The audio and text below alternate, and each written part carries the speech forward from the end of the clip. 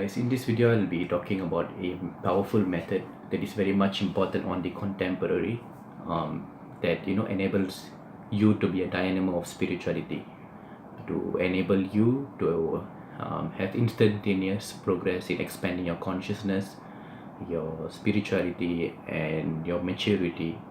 And the pros in this are that you can, it's very simple and it can be done anywhere, despite your busy schedule and things like that.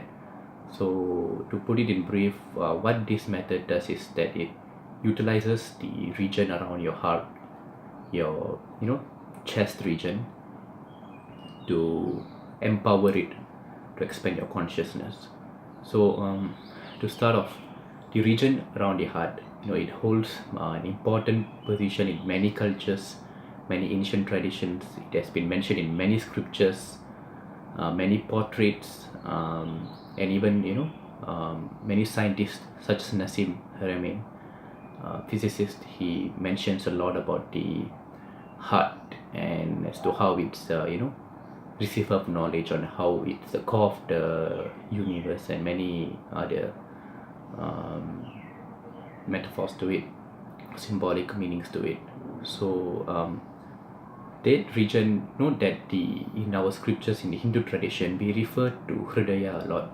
Hridaya is not the anatomical heart. It is not the physical heart that pumps and circulates blood around the body and keeps the vital components in balance. It's more to a spiritual heart where it is known as Hridaya. So it's more, the exact position is actually even mentioned in the Vedas, particularly in the Narayana Suktam of the Krishna Yajurveda. So I'll be actually reading out the exact translation of this portion of Narayana Suktam that actually talks about how the absolute consciousness or divinity is centered in this place. So there's a verse in Narayana Suktam which translates as, below the Adam's apple. Adam's apple refers to the laryngeal prominence, right? The Adam's apple. At a distance of a span and above the navel is the heart, which is the relative seat of manifestation of pure consciousness in the human being. It effulges the great abode of the universe as if adorned with gardens of flames, and that's a descriptive nature. So it's very much detailed, a span below the Adam's apple and above the navel, so the chest region. And it's not the anatomical heart, which is located slightly towards the left portion of your body. So this is somewhere, a place where your consciousness or divinity is concentrated. Remember that in metaphysics, in Hindu metaphysics, or in any other cultures as well, the human body is seen as to contain the entire universe in itself as well. It's like there are many, even physicists, especially in Nassim. I read a lot. You should probably Google him and read his findings. It correlates a lot on how the human body itself is the manifestation of the cosmos, the universe, and how the macrocosmos is very much mimicked in the microcosmos in us. So everything that you see externally is very much present within you. So as much as how the universe has a core, has a center where all knowledges, all information is contained like an archive, similarly that's how your Hridaya functions. So this is where the center of the heart, or heart center of spirituality or divinity, is concentrated, or it's like centered, and this has been portrayed in many cultures, even those who are in a bhakti movement, or those who are in the mode of wisdom, or yogis. In many extents, this is given very beautifully by Ramana Maharishi, the great enlightened master. So when in an instant someone actually asks Ramana Maharishi as to what does it mean by Kundalini, many today are very interested in the Kundalini.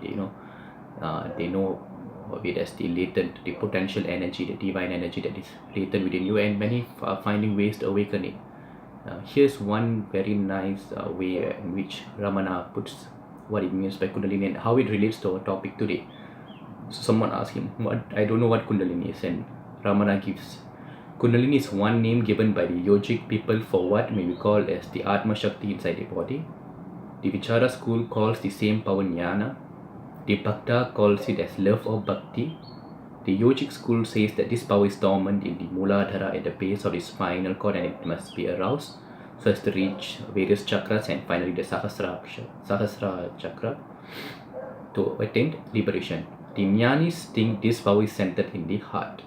So it all refers to the same thing: Kundalini, Bhakti, Jnana, wisdom. Everything refers is also, I mean, this region, the power that I'm talking about is concentrated in the region of the heart, chest, is also refers to the same thing.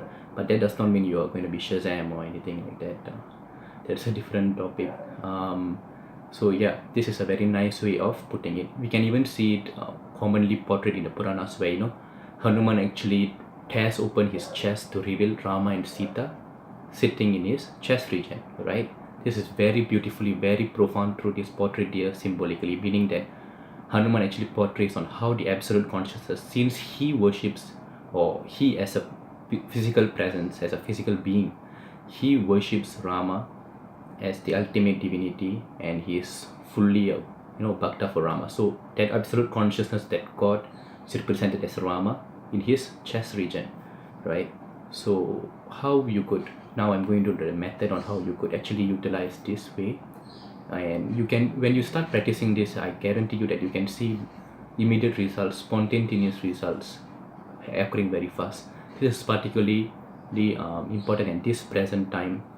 I'm not sure if this method would have given such results or such visible observable changes in you if it was done perhaps 50 years ago or so. Now, because importantly, as some of you might be aware, we are moving towards the golden period, golden age. We are no more in Kali, but changes need to be slow. So what is happening to the earth is that the planet's frequency is changing, consciousness is rising, and humanity, the consciousness, the collective consciousness of humanity is bound to awaken, and in perhaps the near future we'll be having an enlightened civilization on this planet where the Vedic culture might flourish in its glory. So how you could start off is use the chest region to visualize, physically, mentally visualize, seat a deity that you see, any deity or symbolic insignia, seat it at the region around your heart, right? The same region where you, even in Bhagavad Gita books, you can find that Lord Krishna is portrayed as a Paramatma who is seated in the heart, and they actually accurately show as to the location where Krishna is. You can find this in portraits, in ISKCON paintings and things like that, where they'll show actually a tiny image of Krishna which is placed in everyone's heart, an individual heart. A person who's a dhobi man or a elephant rider, Krishna will be present there. That's an accurate description. Another way would be or perhaps even Hanuman tearing off. So that region is a very simple region, just a span below your Adam's apple and then above your navel around the central chest location. So just visualize. For example, let's say you like Shiva, you see Shiva as the epitome of divinity. You have to choose what you see as the epitome of divinity, as to what you have mentally perceived, not based on what others have said. And it has to be based on you, because this is something personal to you. This is something very personal and intimate, and it works differently on each of us. So there's something unique about everyone. Even if someone, there may be hundreds of Shiva Bhaktas, but each one of them uniquely adores a particular form of Shiva. Each one of them, some may love the linga, even in the linga itself, some may prefer, some may have attached themselves to a particular Shiva linga, or they could be even devoted to a incarnation who is that of a Shiva Tattva, that Shirdi Sai or something like that, or perhaps a portrait that they love of, perhaps a Vigraha that they have seen in a temple. So they adopt the image. It has to be an image, make it an image where you adore and you have established that as an epitome of divinity. So that is the highest that symbol that to which you can fully surrender to. So take that image and place it in your heart, literally, mentally, just place it in your heart, make it seated there. For example, let's say you adore Shiva a lot and you like Trishulam, you like the trident form of Shiva. So you can even place that trident and place it in that region. Or let's say a Shivalinga, or let's say you like Krishna, you can put Krishna there. If you like Shakti, you can put a picture of Shakti or goddess Durga or Ambal, any form you like, put it in there. If you like Ganesha, you put Ganesha in there. If you like any enlightened masters, your gurus, even Ramana Maharaji in this example, or Sai, anyone, just put it in there. Anything that you have perceived as the epitome of divinity, right? So you do that and you seat them here. You may close your eyes and just visualize them there. Understand that as you perceive this, understand that you have they have permanently resided in this space, and you can actually get a vibe of an emotion, connecting to it. Point bhakti and do whatever you want about it. The others are optional. You may chant the prayers. Perhaps you could routinely perform a mental abhisheka, mental worship to that deity seated. Or perhaps you may even not do anything, or you can just get inspired from this seated power. Let's say maybe before you leave to work, you may actually get inspiration from divinity. You may request that divinity that you have made to sit in your heart, your hridaya region, to work through you. You may request, okay, you are seated in my hridaya, you are just there in me, and just channel your presence, channel your consciousness throughout my body, and then work through me. You can even make affirmations like that before your work, or perhaps anything in your life, right?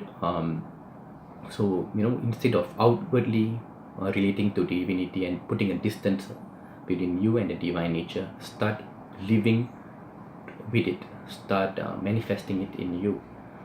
So if you keep doing it, if you keep practicing this, you'll notice that a lot of changes will occur, and you start radiating that energy by yourself, through your eyes, through your face. You may have a particular splendor or glow starting to emanate from your face.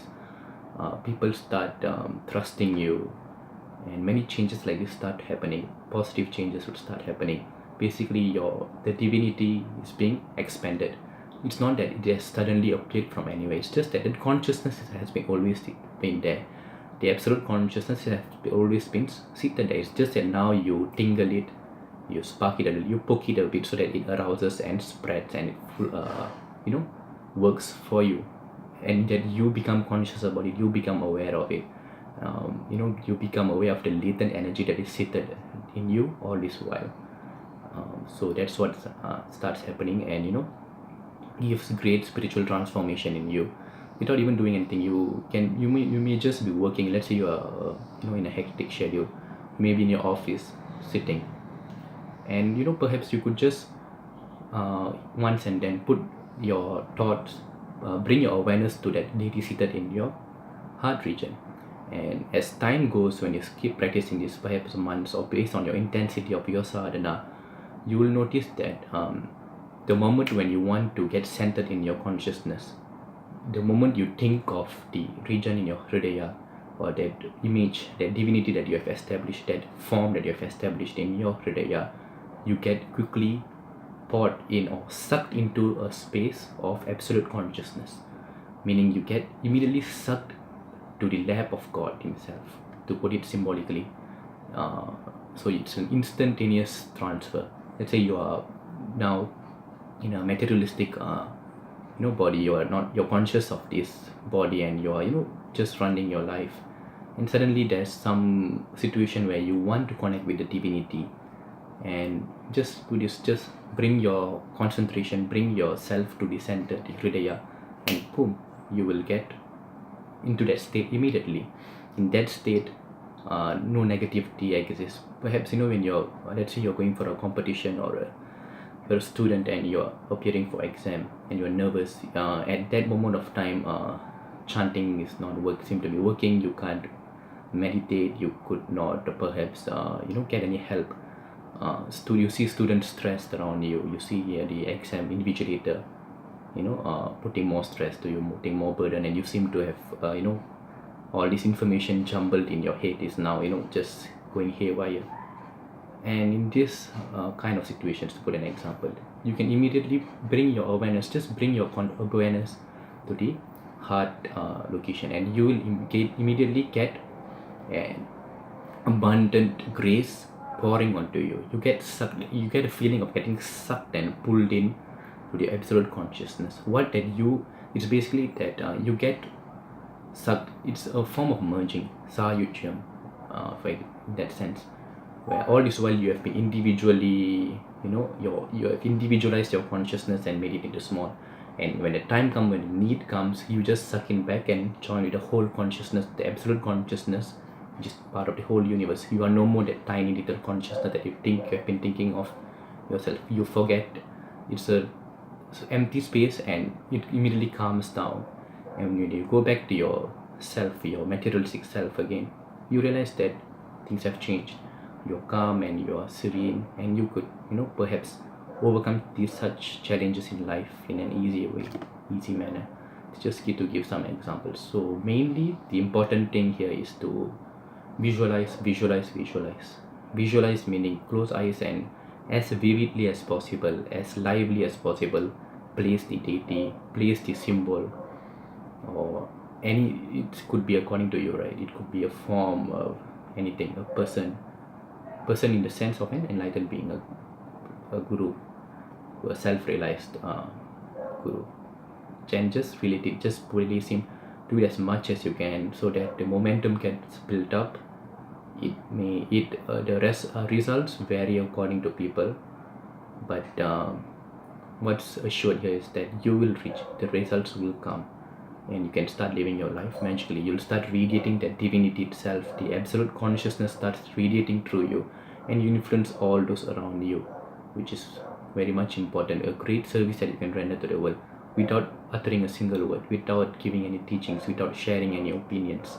You just radiate. You just start radiating that energy. You may refer to it as anything: grace, enlightenment energy, or divine energy, grace, anything you want. You start radiating, and it gets empowered when you keep practicing it. And finally, it should aid you at least towards mukti, right? So hope this helps, and perhaps give your feedbacks upon trying this. And I've attached a written form of this entire article in the descriptions given below. In addition to that, in the article you can also find quotes of Ramana Maharishi that I've mentioned, a tutorial to Narayana Suktam where the exact location of this Hridaya is given in depth in the part of the Vedas, which is Narayana Suktam. You can even learn it through a YouTube tutorial that I've attached there. And yes, so that's about it. Thank you for watching.